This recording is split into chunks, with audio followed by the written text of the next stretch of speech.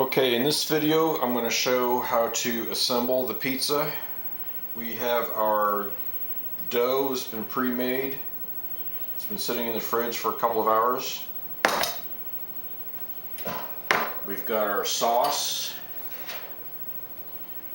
that we've already made. It's been chilling in the fridge overnight.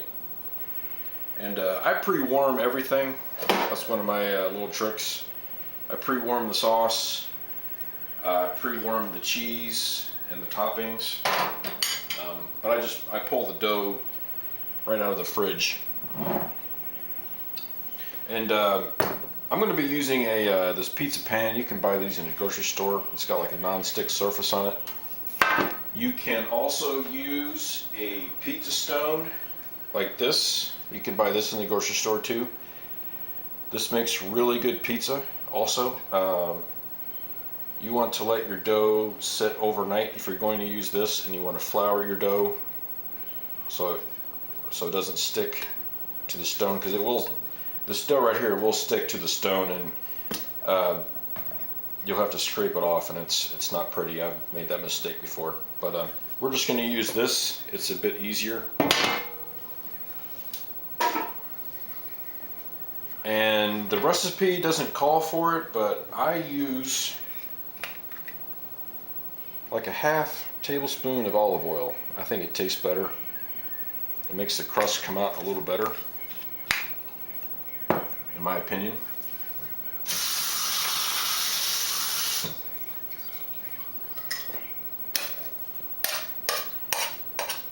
For the dough, we've got our dough ball here.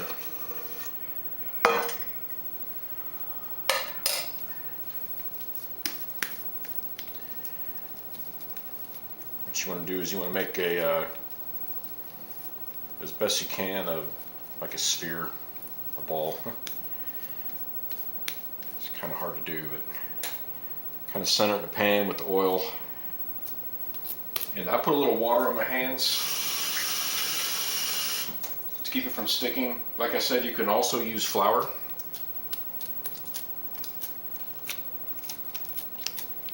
And you just kind of work the dough. You can also hand toss your dough if you want. But I think with this pan, it's pretty easy just to do this. And you want to kind of start in the middle and press your way out, if you can see what I'm doing here. And just leave a little bit thicker crust on the outside. If your hands start to stick, I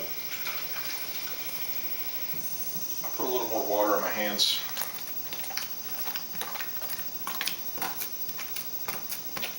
And kind of even it out.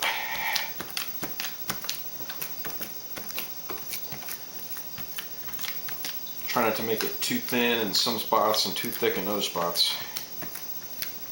And it's been sitting in the fridge for 2 hours, so it's still a little elastic. So go ahead and make it just a little bit bigger, because it'll shrink back. If you notice any holes, go ahead and fill those up too. I know that's not a very good circle there. It just depends on how much, where the dough is and your oil and everything.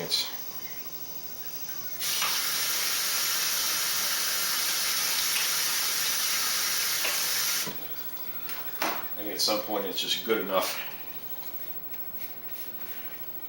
Alright. And now our sauce. I sampled the sauce. This has been marinating in the fridge overnight, and it is really good.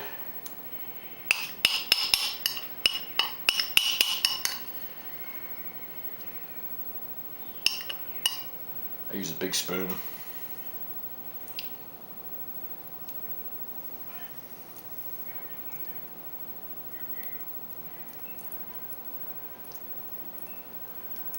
Spread it around. Even it out as best you can. Oh, this is 90 grams of the sauce. I measured that on a scale.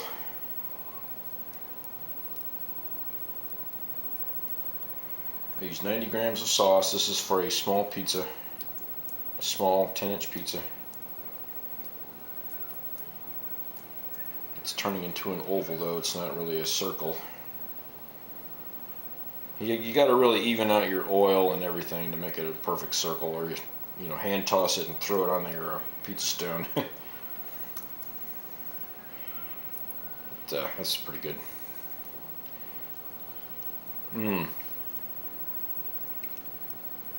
Boy, I tell you, I thought sauce is so good. Okay, our cheese. I use 200 grams of mozzarella on a small pizza. I use a brick of mozzarella, or whatever you call it. As you can see, this isn't the shredded kind. This is the kind you buy like it's a big lump. This is the mozzarella. You want to, if you buy good quality cheese, if you spend a lot of money on your cheese and buy good cheese, man, it makes all the difference. So I use my cheese shredder. Just put it in there. This is probably the easiest way to do this. There's not really an easy way to do it. And you just kind of press down just a little bit. You don't want to press down too hard, because then it just gets caught in the machinery there. You just kind of go around in a circle.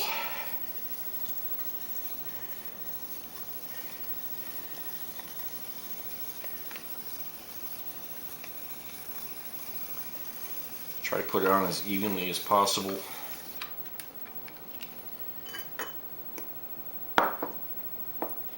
And again, this cheese has been, you can let it get to room temperature like for an hour or so. You might want to cover it just in case you got bugs flying around your house or whatever. I really don't like bugs in my food. I try to keep the bugs out too.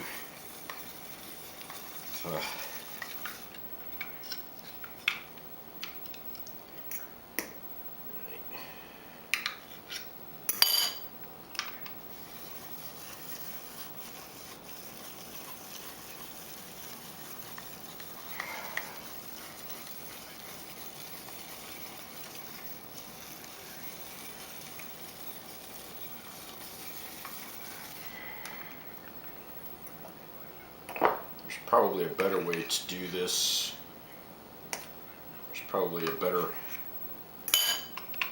kitchen gizmo.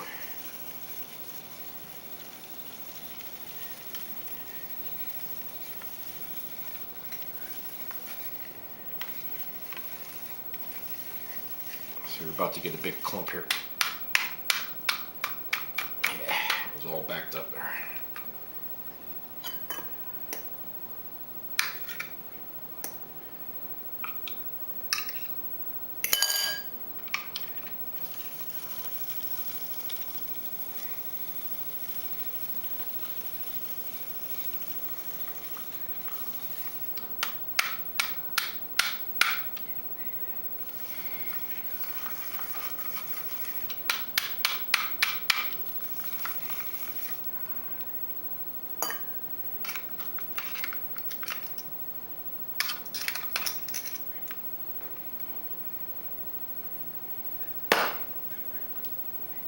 So these big clumps here, you want to like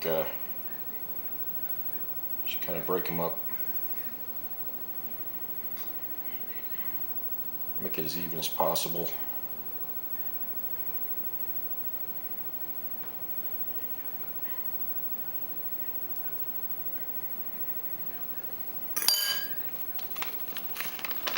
And if it's still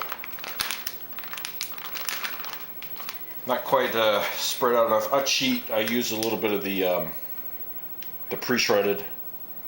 Use like a good quality cheese, but so I'll just, you know, just put a little bit of this on it. It's a little easier to put on. If you just want to use the pre-shredded bag stuff, that's fine. It doesn't taste as good, so but I use it to even it out a little.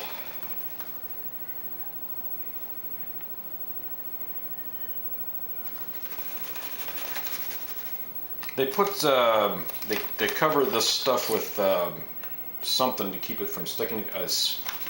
Cellulose, maybe a little cellulose, and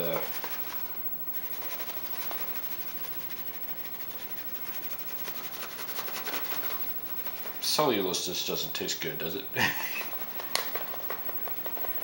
not as good as mozzarella. Okay, so that's good enough.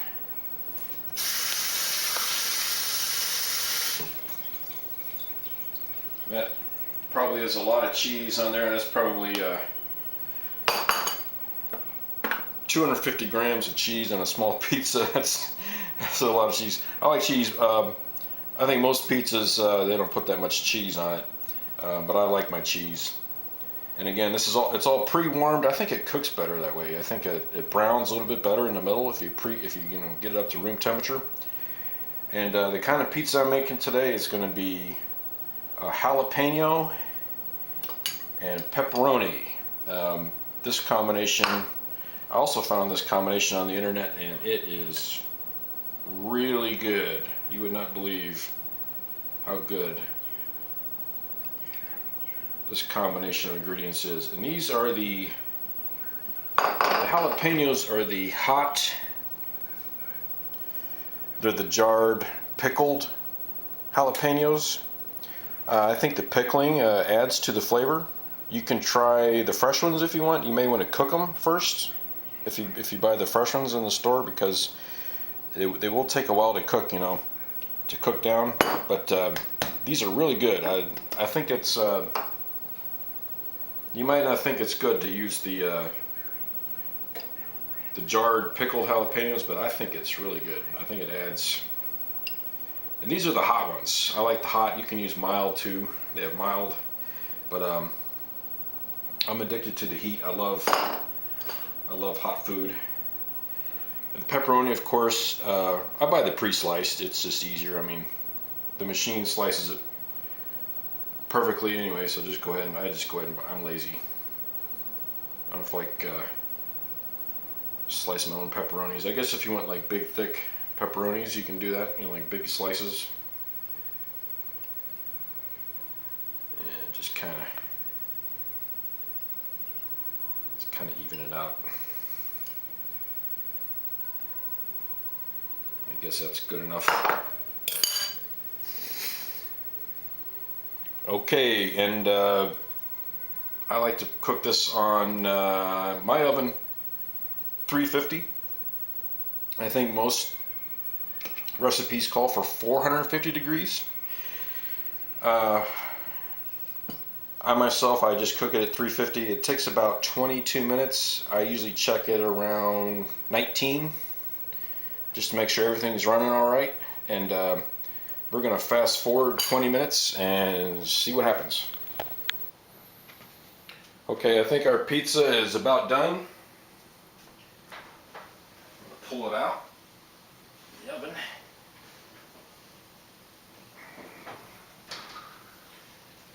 And there it is. Look at that. The cheese is browned a little bit in the middle. That's what you want. And the crust, the outside isn't burnt too bad. It's a little overdone over here on this side. I think it was a little too thin.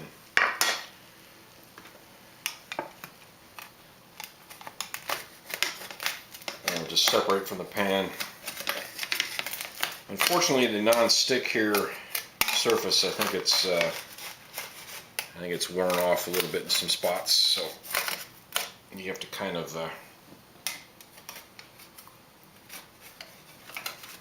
break it free a little bit.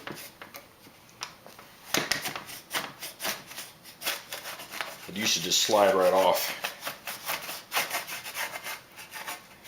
not doing anything. There it goes. Just slide it off. Yeah.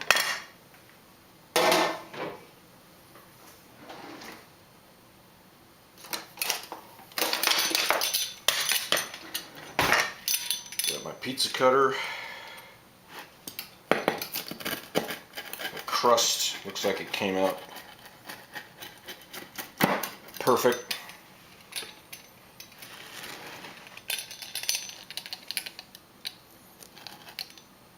Cheese looks perfect.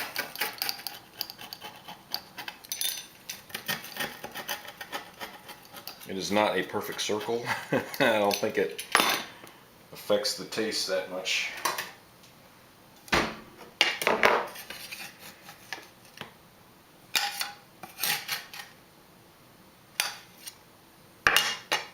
And I like to put a few of the cayenne pepper, crushed cayenne red pepper on it, and I bet you this is going to taste pretty good. Let's go ahead and have a bite. As you can see, the crust came out pretty good. Whoa, pretty hot. But yeah, that's pretty damn good.